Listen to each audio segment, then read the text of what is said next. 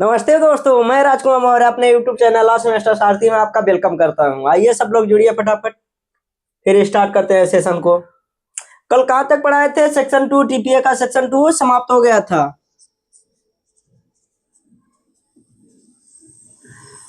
Section 2 समाप्त हो गया था। इसमें क्या क्या बताए थे? इसे सेविंग सेक्शन भी कहते हैं, इसे सेविंग सेक्शन भी कहते हैं। सब लोगों को याद है ना? बोलिए, मैं रिवीजन करते रहिए। अगर पीछे का आप रिवीजन करते रहेंगे तो आगे का हम पढ़ाते रहेंगे, किसी को भूलना नहीं है। आप लोग कंटिन्यू जुड़ जाइए। चलिए, सब लोग जुड़ गए ना? स्टार्ट करते हैं। आज क्या पढ़ेंगे? सेक्शन 3। सेक्शन 3 क्या है? डिफिनीशन। क्या है? डिफिनीशन मतलब परिभाषा।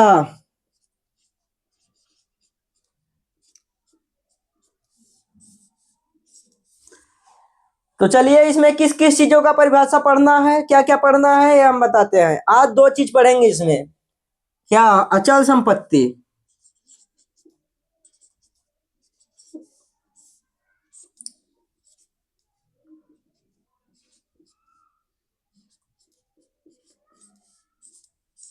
क्या पढ़ेंगे? अचल संपत्ति। भाई, अचल संपत्ति पढ़ेंगे तो जाहिर सी बात है चल संपत्ति भी पढ़ना पड़ेगा। तो इसी में अचल संपत्ति और चल संपत्ति दोनों आ जाएगी। ठीक है। फिर दूसरा क्या पढ़ेंगे? अनुयोज्य दावा।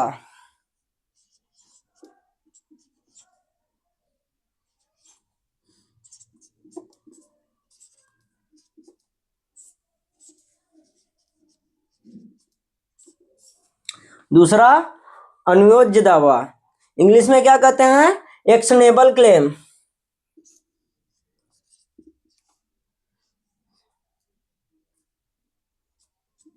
ACTION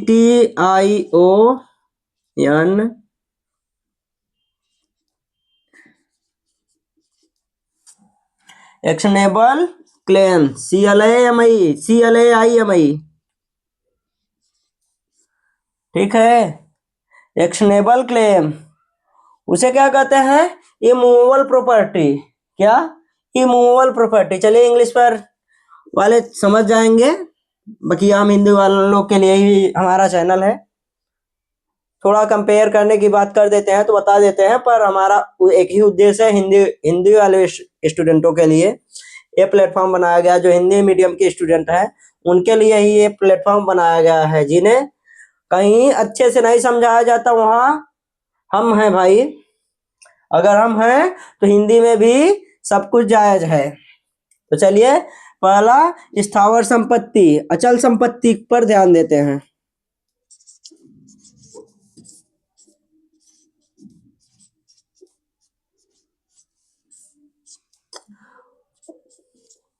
अचल संपत्ति, लाइट वेट सब बराबर, आवाज आवाज बराबर आ रही है ना? कोई दिक्कत? अचल संपत्ति क्या होती है?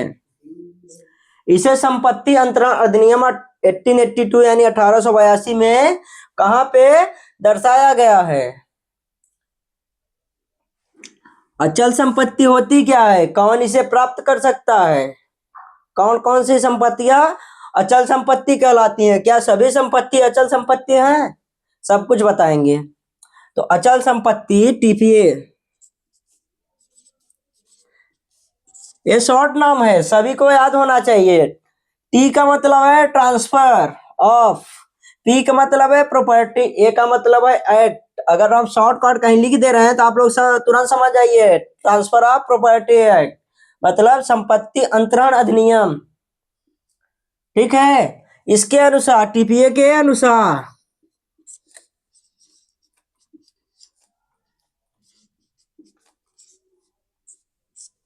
टीपीए के अनुसार संपत्ति अंतरण अधिनियम की धारा 3,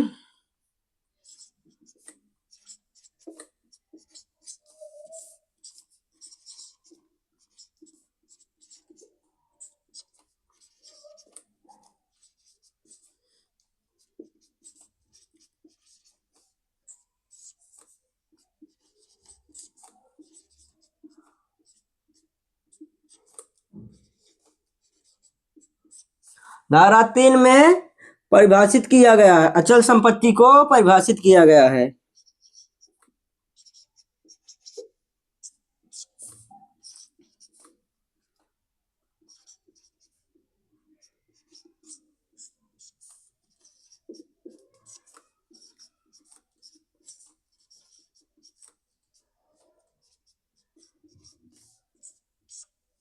परिभाषित किया गया है।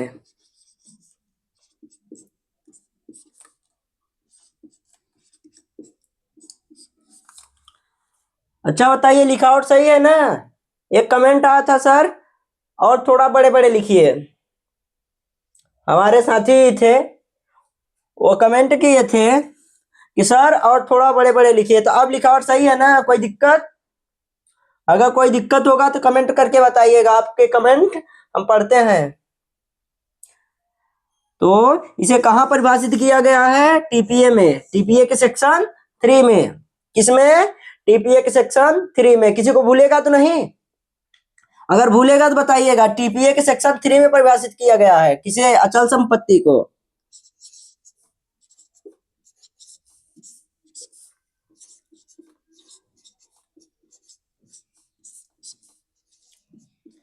किसे? अचल संपत्ति को। अचल संपत्ति को कितने नामों से जाना जाता है? इसके 2-3 नाम है, तो आप लोगों को कंफ्यूजन नहीं हो, हम बता देते हैं। अचल संपत्ति को जंगम संपत्ति भी कहते हैं।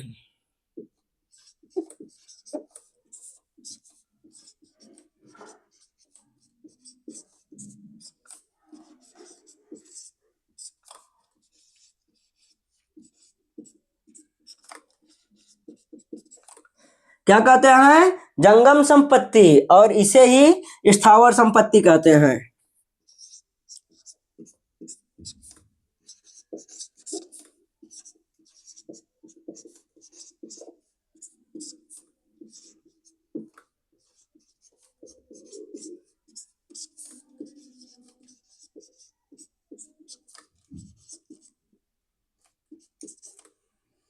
ठीक है,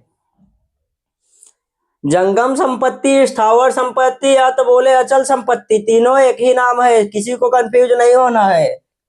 अगर एग्जाम में आ गया अचल संपत्ति क्या है, अगर उसे ही अलग नाम से पूछ लिया गया जंगम संपत्ति क्या है, तो आप लोगों को कंफ्यूज नहीं होना है। यही है, अचल संपत्ति, स्थावर संपत्ति और जंगम संपत्ति एक ही संपत्ति है। ठीक है, किसी को कोई डाउट? चलिए तो बताते हैं अचल संपत्ति के बारे में। टीपीए में क्या दिया गया है? दिया गया है कि खड़ा काष्ठ,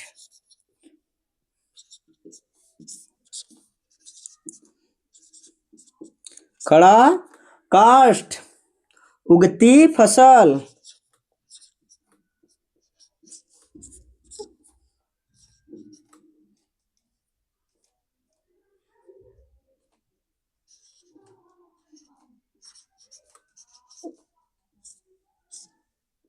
उगती फसल और घास।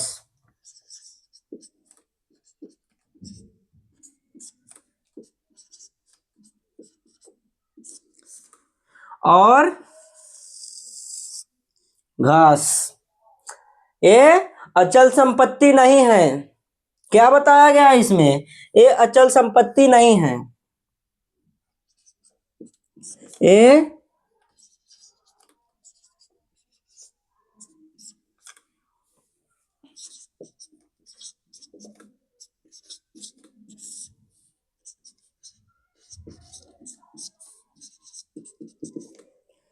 ये अचल संपत्ति नहीं है। कौन कौन? खड़ा काष्ठ, उगती फसल और घास। आप लोगों को डाउट होता होगा क्या खड़ा काष्ठ सभी खड़े पेड़ अचल संपत्ति नहीं है? खड़ा काष्ठ का मतलब है खड़ा पेड़, जो पेड़ खड़ा हो, क्या वो अचल संपत्ति नहीं है? तो अचल संपत्ति है, पर लगाने वाले का उद्देश्य क्या होना चाहिए? अगर उसका लगाने वाले का उद्देश्य है उसे काट कर एक दिन अपने दिनचर्या के चीजों में या वस्तुओं में उसे उपयोग करने का उसका मकसद है, तो अचल संपत्ति नहीं है, वो खड़ा काष्ठ अचल संपत्ति नहीं कहलाएगी। लिख लीजिए जिसे लिखना हो। अगर उसका मंशा है उससे फल खाना और लाइफ टाइम उससे ऑक्सीजन प्राप्त करना तो अचल संपत्ति में आएगा। और उगती फसल और घास ये अचल संपत्ति नहीं होती है। ठीक है। और इसके बारे में ज्यादा डिटेल में टीपीए में नहीं बताया गया, इसे कहाँ बताया गया है? रजिस्ट्रेशन एक्ट में। किसमें? रजिस्ट्रेशन एक्ट में। कहाँ बताया गया है? रजिस्ट्रेशन एक्ट में।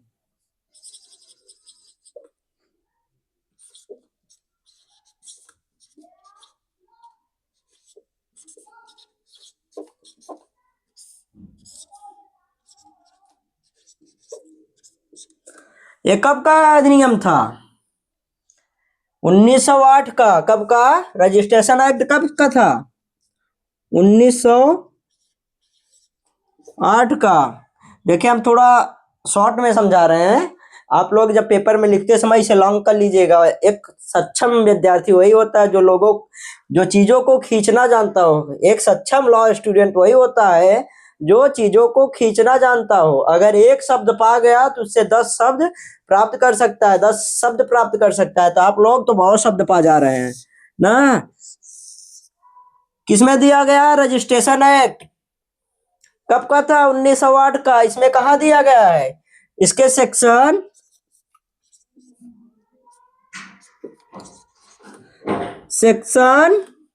2 के सब क्लॉज 6 में दिया गया है। 2 के सब सेक्शन 6 में दिया गया है। इसमें बताया गया है कि खड़ा कास्ट सॉरी इसमें बताया गया है कि भू और भू से जुड़ी सभी चीजें, भू या भू से जुड़ी सभी वस्तुएं स्थावर संपत्ति हैं।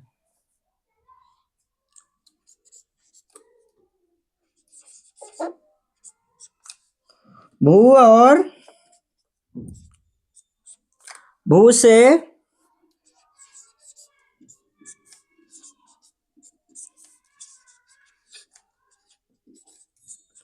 सभी वस्तुएं स्थावर संपत्ति कहलाती हैं।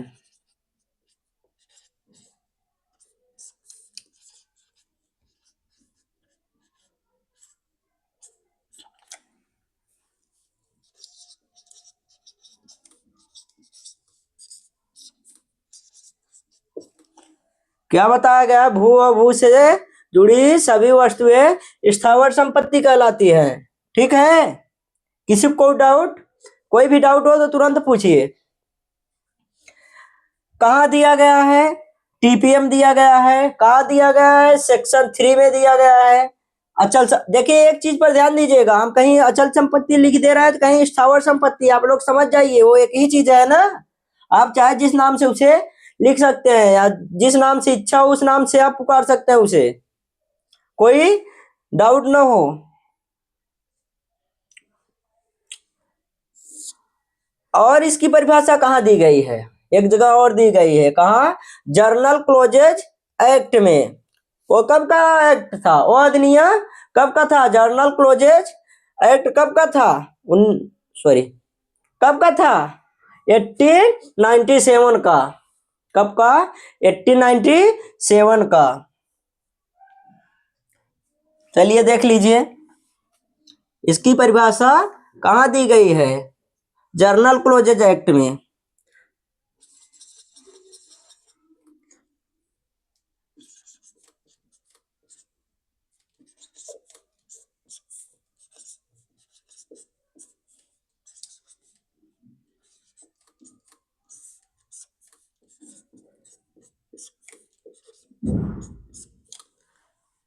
क्या? जर्नल क्लोजेज एक्ट में किस सेक्शन में दिया गया है? तो इसके सेक्शन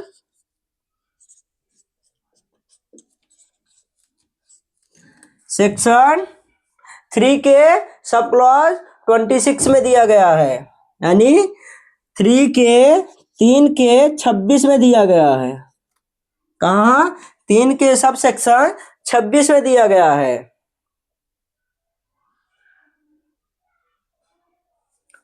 कोई डाउट? इसमें क्या बताया गया है?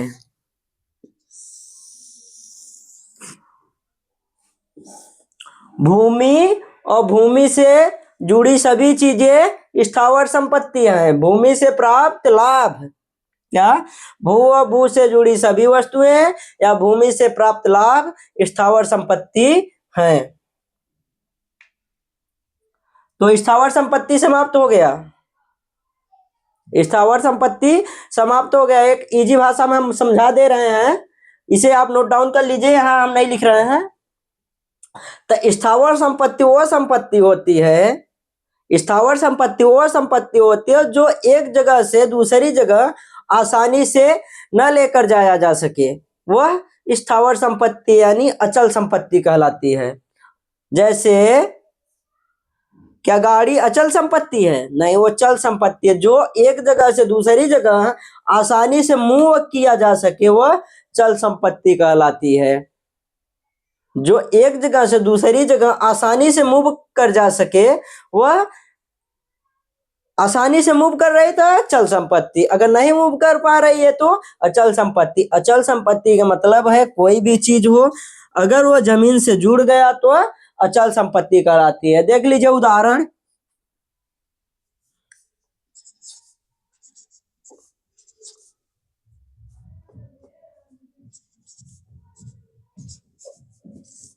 उदाहरण क्या क्या?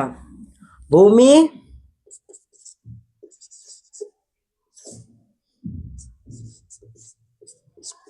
मकान।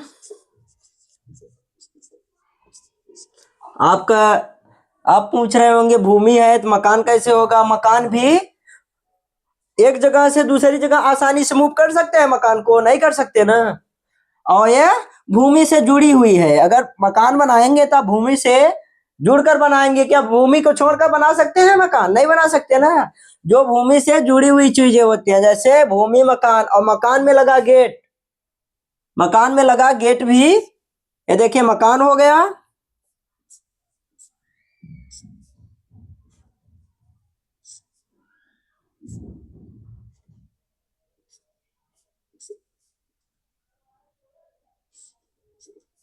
ये आपका मकान हो गया और इसमें लगा ये गेट,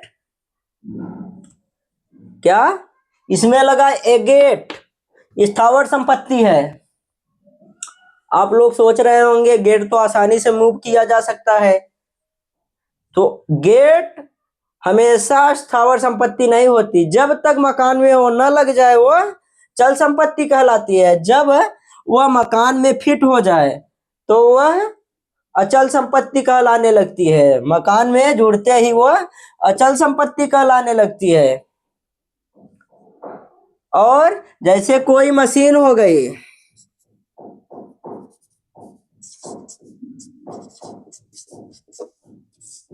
कोई मशीन हो गई, वह मशीन स्थावर संपत्ति नहीं है जब तक वो भूमि में जुड़ी हुई नहीं है। अगर किसी कार्य के लिए वो भूमि में जुड़ गई, आसानी से एक जगह से दूसरी जगह बिना उसे खोले निकाले नहीं ले जाया जा सकता, तब वह अचल संपत्ति कहलाती है। जब किसी कार्य या उद्देश्य के लिए वो भूमि में जुड़ जाती है तो वह अचल संपत्ति कहलाती है।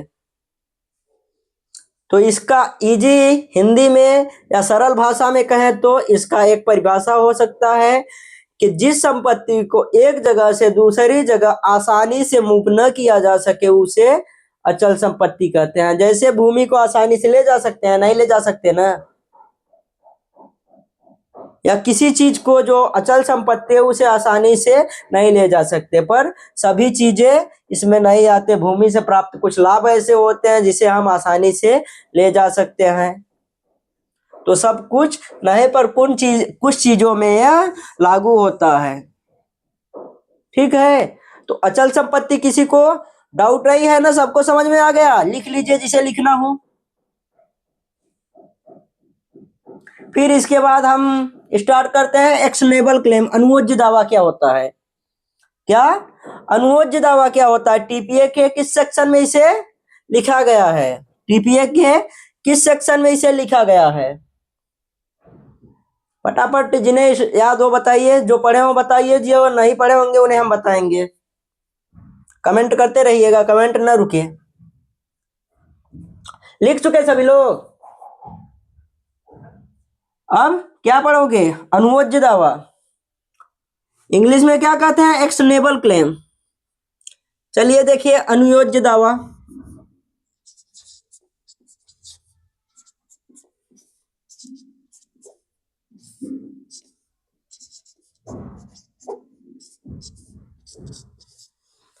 अनुयोज्य दावा क्या होता है? अनुयोज्य दावा क्या होता है? टीपीए के अनुसार इसे क्यों परिभाषित कीजिए। अगर आ गया कहीं टीपीए के अनुसार इसे परिभाषित कीजिए, एग्जाम में आ गया तो आप लोग क्या लिखेंगे? चलिए बताइए। टीपीए की धारा 3 में सुरक्षित ऋण या चल संपत्ति या लाभ कार्य जिसमें न्यायालय द्वारा लागू किया जा सके एक्शनेबल क्लेम कहलाता है। क्या?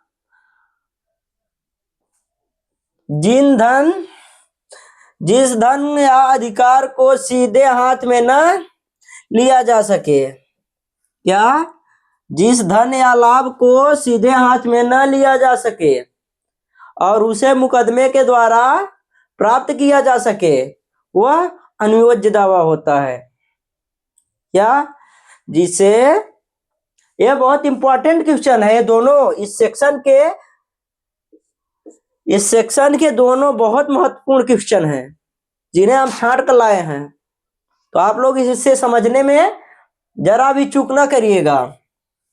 ये क्या कहता है कि ऐसा कोई धन या अधिकार, कोई संपत्ति, प्रॉपर्टी या अधिकार, कोई अधिकार हो जिसे आसानी से न प्राप्त किया जा सके पर मुकदमे के द्वारा उसे प्राप्त किया जा सकता है, उसे अनुयोज्य दावा कहते हैं। जैसे बिना गिरवी दिया गया उधार पैसा। आप कोई गिरवी नहीं दिए हैं उसे और उधार दे दिए हैं कोई पैसा, वह जैसे एक कोई व्यक्ति हो गया, ये कोई व्यक्ति है,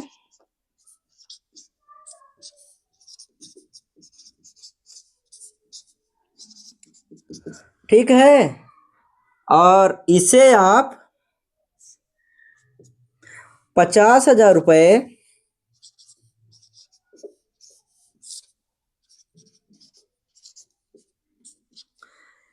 एक कोई व्यक्ति हो गया, इसे आप 50,000 रुपये उधार दिए हैं, कर्ज दिए हैं, और यह मांगने पर बहाना करता है कि आज नहीं तो कल देंगे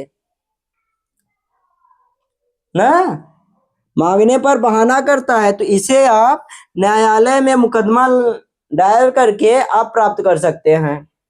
यही अनुयोज्य दावा है।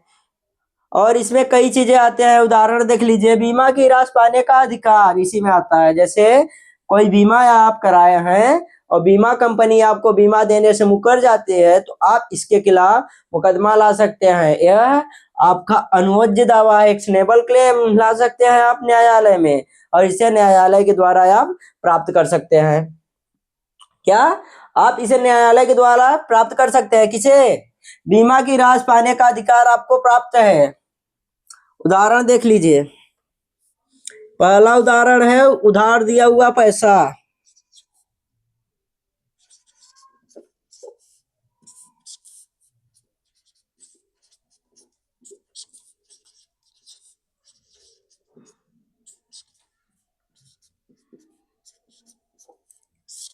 दूसरा क्या है? दूसरा क्या है? बीमा। क्या? बीमा का अधिकार।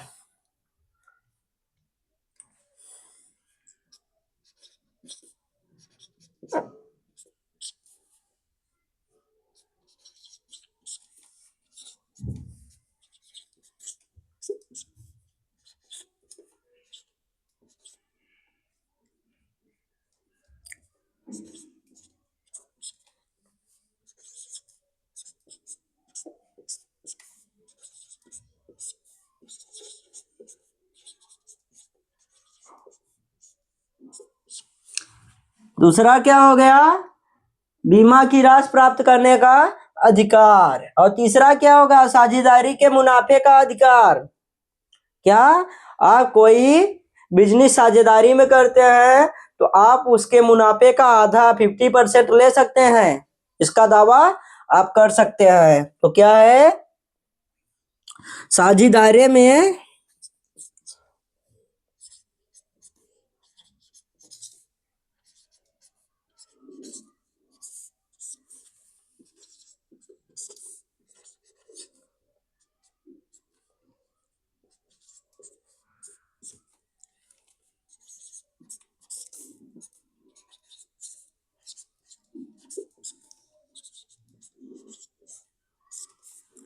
यही इसका उदाहरण है।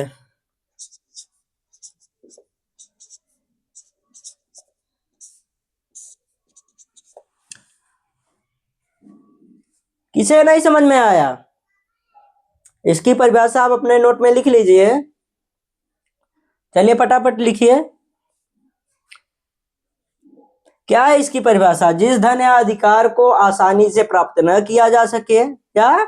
जिस धन या अधिकार को आसानी से प्राप्त न किया जा सके, लिखिए, जिस धन या अधिकार को आसानी से प्राप्त न किया जा सके और न्यायालय के द्वारा मुकदमा दायर करके उसे प्राप्त किया जा सकता है, वही अनुज्ञेय दावा है। वही अधिकार आपका अनुज्ञेय दावा है। किसी को डाउट? अगर कोई डाउट हो तो कमेंट करिएगा। अनुज्ञेय दावा पर एक दूसरा वीडियो लाएंगे। अब वीडियो ज्यादा लंबी हो जाएगी, आप लोग देखना पसंद नहीं करेंगे, फिर इसके बारे में पढ़ाएंगे अगले सेक्शन में। पर इस सेक्शन में ये दो चीजें बहुत इंपॉर्टेंट हैं, ठीक है? अगर कहीं आपको ना समझ में आए तो आप कमेंट करिए, हम इसके लिए दोबारा वीडियो बनाएंगे, ठीक है? आपको तो अचल संपत्ति समझ में आ गई होगी, यही थोड़ा अगर अनुज्ञेय दावा में आपको दिक्कत हो रहा होगा तो आप कमेंट करिए, हम तुरंत बनाएंगे इसके लिए एक वीडियो, अच्छे से इजी वे में फिर से इसे समझाएंगे। नहीं समझ में आया? देखिए सीधा से इसका मतलब कोई पैसा आप उधार दे दिए हैं, वो देने के लिए बहाने कर रहा है। जैसे आप किसी को 1 लाख रुपए, एक कोई व्यक्ति है, उसे 1 लाख रुपए आपने दे दिया, उसे मांगने जाते हैं आप, तो बहाना करता है भाई आज नहीं तो कल दे देंगे, ऐसे आपको 2-4 साल से लटका रहा है। तो आप इसके लिए मुकदमा, न्यायालय में मुकदमा दायर कर सकते हैं और मुकदमे के द्वारा आप इसे प्राप्त कर सकते हैं। यही जो आप प्राप्त करते हैं अधिकार, उसी को अनुज्ञेय दावा कहते हैं। जो दावा आप लगाते हैं वही अनुज्ञेय दावा। अनुज्ञेय दावा के अनुसार आप अपना दिया हुआ ऋण पैसा, आप अपना दिया हुआ ऋण पैसा प्राप्त कर सकते हैं। ये आपको 3 नंबर या 9 नंबर के प्रश्न में देखने को मिलेगा एग्जाम में।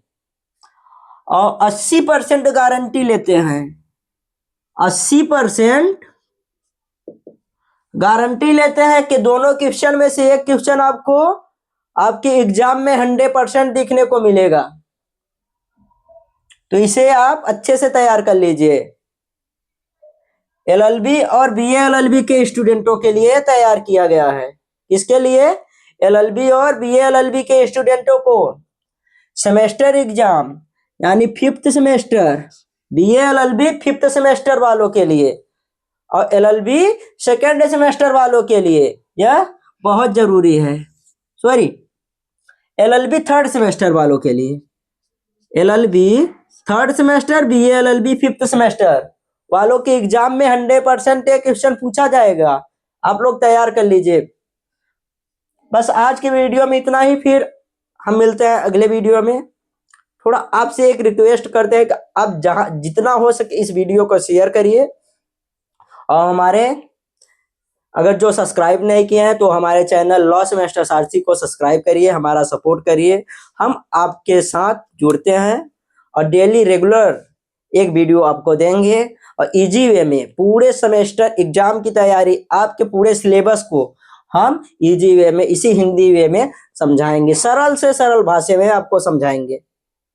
अगर जिन्हें कुछ नहीं समझ में आता है वो कमेंट करिए, उनके लिए स्पेशल अगर 4 कमेंट ऐसा आ गया कि जिसे समझ में नहीं आया है, उसके लिए हम अलग से वीडियो बनाएंगे, ठीक है? अगर 4 कमेंट, ओनली 4 कमेंट ऐसे बच्चों का आ गया जो बोले हमें नहीं समझ में आया है सर, हम उनके लिए अलग से वीडियो बनाएंगे। तो आप लोग हमारे साथ जुड़िए।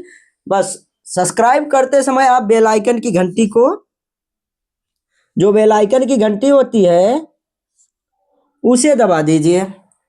दबाते ही आल आएगा, आल पे क्लिक करिए। जब भी हम कोई वीडियो डालेंगे यूट्यूब पर, आपके पास सबसे पहले उसका नोटिफिकेशन पहुंच जाएगा। तो आप नोटिफिकेशन प्राप्त करने के लिए बेल आइकन की घंटी दबा दीजिएगा। हम नहीं कहेंगे आप लाइक करिए, अगर आपको अच्छा लगे तो आप लाइक कर दीजिए, पर शेयर करिए, जनसंख्या बढ़ाइए, जैसे कि हमें भी वीडियो बनाने में खुशी हो। और हम इतना मेहनत करते हैं भाई, अगर मेहनत करते हैं, आप लोगों की संख्या ज़्यादा रहेगी तो हमें ज़्यादा अच्छा लगेगा, और हम दुगने जोश के साथ वीडियो को बनाएंगे और दुगने जोश के साथ समझाएंगे। बस आज के लिए इतना ही, फिर मिलते हैं अगले वीडियो में। धन्यवाद।